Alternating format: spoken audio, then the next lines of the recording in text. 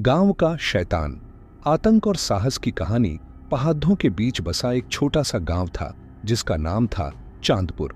चांदपुर अपनी शांति और प्राकृतिक सुंदरता के लिए जाना जाता था। वहां के लोग सरल और खुशहाल जीवन जीते थे। लेकिन एक दिन उस गांव की शांति अचानक टूट गई। एक रात जब चांद बादलों के पीछे छिपा हुआ था, गांव के बीच से एक भयानक चीख सुनाई दी। सभी लोग अपने अपने घरों में सहमे बैठे थे। किसी ने हिम्मत करके बाहर झांकने की कोशिश भी नहीं की। सुबह होते ही पता चला कि गांव के सबसे बुजुर्ग व्यक्ति कैलाश बाबा घर से गायब हो गए हैं। लोग इस बात से भयभीत हो गए और किसी को समझ नहीं आया कि ये सब कैसे हुआ। इसके बाद ऐसी घटनाएं बार बार होने लगी। हर रात कोई न कोई व्यक्ति लापता हो जाता। गांव में डर का माहौल बन गया। लोगों ने कामकाज छोड़ दिया और सूर्य ढलने से पहले ही अपने घरों में छिप जाते। बुजुर्ग लोगों ने कहना शुरू कर दिया कि यह किसी शैतानी ताकत का काम है। गांव के किनारे एक पुराना महादेव मंदिर था जो सालों से सुनसान पड़ा हुआ था। गांव के लोगों का मानना था कि उस मंदिर में एक शैतान का वास है। पुराने समय में वहां एक तांत्रिक आया था जिसने अपनी काली शक्तियों को बढ़ाने के लिए उस मंदिर में एक अजीब मूर्ति स्थापित की थी। कहते हैं उस तांत्रिक ने अपनी शक्ति बढ़ाने के लिए कई लोगों की बलि दी थी। तब से लोग उस मंदिर के पास भी जाने से डरते थे।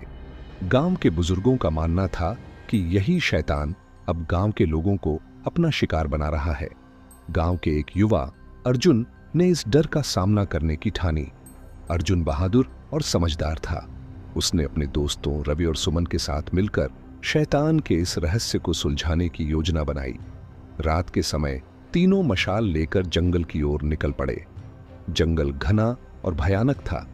चारों ओर अजीब अजीब आवाजें सुनाई दे रही थीं, मानो कोई उन्हें देख रहा हो। लेकिन अर्जुन और उसके दोस्तों ने हिम्मत नहीं हारी। कुछ देर चलने के बाद वे उस पुराने महादेव मंदिर के पास पहुंचे। मंदिर की हालत जर्जर और भुतहा लग रही थी। चारों ओर घना अंधेरा था और मंदिर के अंदर से ठंडी हवाएं आ रही थीं। मंदिर के अंदर जाकर उन्होंने देखा कि एक पुरानी मूर्ति के नीचे एक गुप्त रास्ता है। जब उन्होंने उसे ध्यान से देखा तो पता चला कि वह एक सुरंग थी। तीनों ने मिलकर उस सुरंग में प्रवेश किया। सुरंग के अंदर का माहौल अजीब और डरावना था। वहां एक अजीब सी दुर्गंध थी और ठंडी हवाओं के झोंके आ रहे थे। सुरंग में आगे बढ़ते हुए उन्होंने देखा कि वहां कई पुरानी हड्डियां और खून के धब्बे पड़े हुए थे। यह देखकर तीनों के रोंगटे खड़े हो गए, लेकिन उन्होंने अपने डर पर काबू पाया और आगे बढ़ते रहे। सुरंग के अंत में उन्होंने एक बड़ी सी अघोरी मूर्ति देखी। उसके सामने एक आदमी बैठा हुआ था। वह तांत्रिक था जो काले जादू का प्रयोग कर रहा था। तांत्रिक ने अर्जुन और उसके दोस्तों को देखा और जोर से हंसते हुए कहा, तुम लोग भी मेरे शिकार बनने आए हो?